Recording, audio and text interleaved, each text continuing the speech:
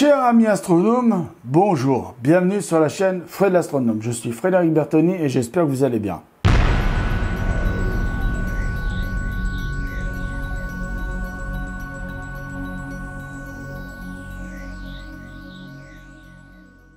Donc mes chers amis astronomes, nous allons parler un petit peu de science et nous allons parler de l'éclipse de lune.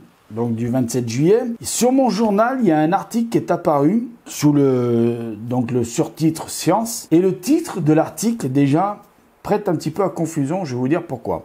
La plus longue éclipse lunaire du siècle aura lieu le 27 juillet. Alors, effectivement, chaque éclipse de lune n'a pas la même durée.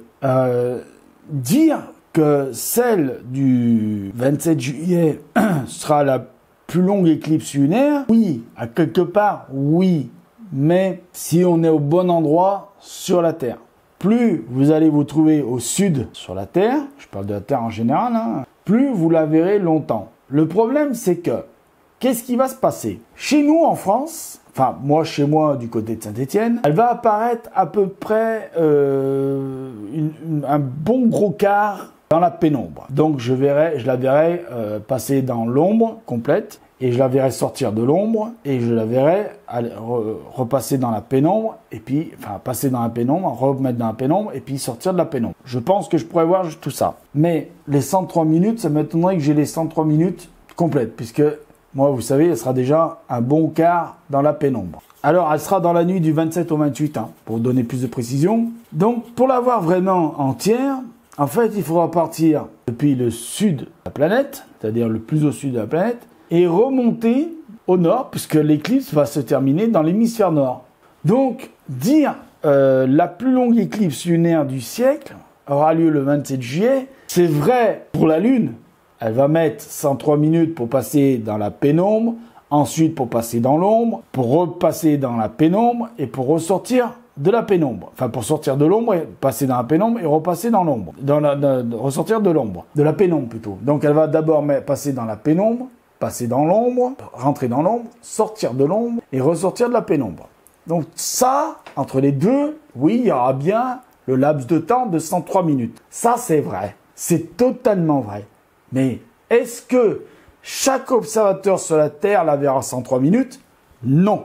Non, on verra une partie. Alors, certains verront le début et ne verront pas la fin, et donc d'autres ne verront pas le début, mais verront la fin. Voilà. Donc, l'article, je vais vous le lire, parce que je veux quand même vous lire l'article, parce qu'après, vous allez dire, mais sur quoi tu bases ton argument? Alors, ils disent, pendant 103 minutes dans la nuit du 27 au 28 juillet, la Lune prendra une inhabituelle teinte cuivrée. Une inhabituelle teinte cuivrée, à chaque fois qu'il y a une éclipse de Lune, elle est plus ou moins cuivrée, la Lune. Donc, une inhabituelle teinte cuivrée, c'est pas vraiment nécessaire de le dire comme ça. Symptôme de la plus longue éclipse lunaire du siècle. Alors, pour la Lune, je répète, oui, mais pour les observateurs, non. Si le ciel est dégagé, le spectacle promet d'être au rendez-vous. Ça, je suis d'accord. Ce phénomène, aussi appelé lune rousse, non, non, non et non. Alors, je vais expliquer, et alors je pense que mon ami Jordan, qui a une famille dans le monde de la paysannerie, qui est un très beau métier d'ailleurs, la lune rousse, c'est pas ça. Ce qu'on appelle la lune rousse, nous, enfin en tout cas nous dans la Loire, c'est un moment dans l'année où les températures rebaissent en dessous de zéro dans le matin, dans la matinée, c'est-à-dire au lever du jour. Il y a une partie de la levée du jour où les températures redescendent en dessous de zéro et deviennent négatives. Et vous avez même ce qu'on appelle la petite gelée blanche. Et ben c'est ça qu'on appelle la lune rousse, nous. Mais c'est pas parce que la lune elle est rouge, ça n'a rien à voir. On appelle ça la lune rousse, nous. Mais ça n'a rien à voir avec la lune qui va devenir rouge. Alors, on peut dire la lune rousse, oui, parce que ça va être rouge, rose, rosé. Bon, ça va être dans ces teintes-là, quoi, dans des teintes cuivrées. Plus les teintes cuivrées que rouges. Bon, mais vous le verrez par vous-même, puisque de toute façon, je pense que le 27 juillet, nous allons avoir beau temps.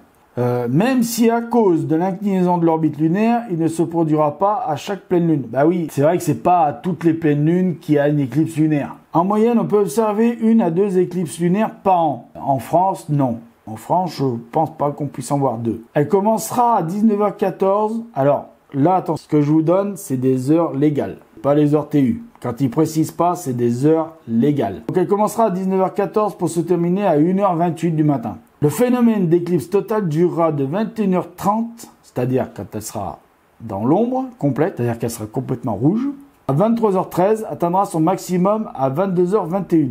Oui, c'est-à-dire qu'elle va... Oui, alors non, je me trompe. Elle sera dans l'ombre elle commencera à rentrer dans l'ombre à 21h30, elle finira de rentrer dans... Elle ressortira de l'ombre à 23h13, mais le maximum qu'elle sera toute rouge, ce sera 22h21. Excusez-moi, c'est moi qui me suis trompé là-dessus. Ce qui va pas dans cet article, c'est ces histoires de 103 minutes. Si la Lune est en elle-même pour entrer dans la pénombre et ressortir de la pénombre, et en passant par l'ombre, elle mettra bien 103 minutes pour faire tout ça. Ça, oui, d'accord. Mais que nous, observateurs, on ait 103 minutes de visuel de ça, non. Puisqu'elle va commencer son éclipse dans l'hémisphère... Alors, nous, on est dans l'hémisphère nord. Donc, elle va commencer dans l'hémisphère sud. Donc, on verra pas... Pour certains d'entre nous, on verra pas le début. Moi, je verrai pas le début de la rentrée de la pénombre, puisqu'elle sera déjà un bon quart par Saint-Étienne, déjà dans la pénombre. Je la verrai rentrer dans l'ombre. Par contre, est-ce que dans le sud, ils la verront rentrer dans l'ombre? Tout dépend où ils seront dans le sud. S'ils sont à l'équateur, oui, ils la verront rentrer dans l'ombre. Par contre, à l'équateur même, ils ne la verront pas sortir de l'ombre. Nous, par contre, oui, on la verra sortir de l'ombre. Et oui, on la verra sortir de la pénombre. Tout dépend où vous êtes situé. Donc, je vous conseille d'avoir, pour ça, de vous mettre dans un endroit hyper bien dégagé de l'est à l'ouest. Alors, même, je vais même vous dire sud-est, est. Alors, est, sud-est, sud plutôt, est, sud-est, sud, sud-ouest et ouest. Si vous avez ça, à peu près 180 degrés bien dégagé, vous en verrez un maximum. Vous verrez le maximum de l'éclipse lunaire. Je ne peux pas vous en dire mieux là-dessus. Vous verrez bien ça le 27 juillet. Alors, je filmerai tout ce que je pourrai si le temps est avec nous, mais normalement, ça s'annonce pas trop mal. Alors, ça s'annonce pas trop mal, peut-être que ça s'annonce entre des nuages, mais normalement, non, ça devrait être pas trop mal. Donc, voilà ce que je voulais vous dire sur cet article-là. Il faut faire attention aux articles des journaux, des journalistes qui écrivent ces articles. Bien souvent, les journalistes, alors ils savent écrire, ils font pas de faute d'orthographe, ils savent bien faire la grammaire et tout ça. En plus, c'est bien lisible et tout ça. Le problème, c'est que c'est souvent pas des gens qui sont spécialisés dans l'astronomie. C'est ça que je reproche moi aux journaux. Prenez quelqu'un qui s'intéresse à l'écriture, qui a envie d'être journaliste, mais en même temps quelqu'un qui soit dans la science, quoi, qui s'y connaisse dans la science. À la télé, ils le font, pourquoi vous le faites pas dans la presse écrite? Alors des fois, à la télé, ils le font, mais bon, ça dépend sur qui on tombe. Hein. Mes chers amis astronomes, je vous remercie de me regarder, d'être toujours aussi nombreux. Il fait chaud là. Et je vous remercie d'être encore, mais c'est dingue quoi, on va arriver au 1300, fin du mois, je sais pas, j'en sais rien, je suis en train de rêver là, tous les jours je me dis mais il y a un abonné de plus, super, merci, c'est génial, mais ouais, mais carrément quoi, je suis hyper content de ce qui se passe en ce moment. Donc je vous remercie et le travail ça paye, voilà, le travail ça paye, je suis crevé mais le travail ça paye, voilà. Donc, je vous remercie bien d'avoir regardé cette vidéo. Je vous remercie d'être toujours aussi nombreux à regarder mes vidéos. Je vous dis à bientôt. Prenez soin de vous. Mettez l'œil à l'oculaire parce que là-haut, il y a plein de choses à voir. Je vous souhaite à tous et toutes, et tous, un très bon ciel. Vraiment. Et surtout, prenez soin de vous. Et je vous dis à plus. Ciao.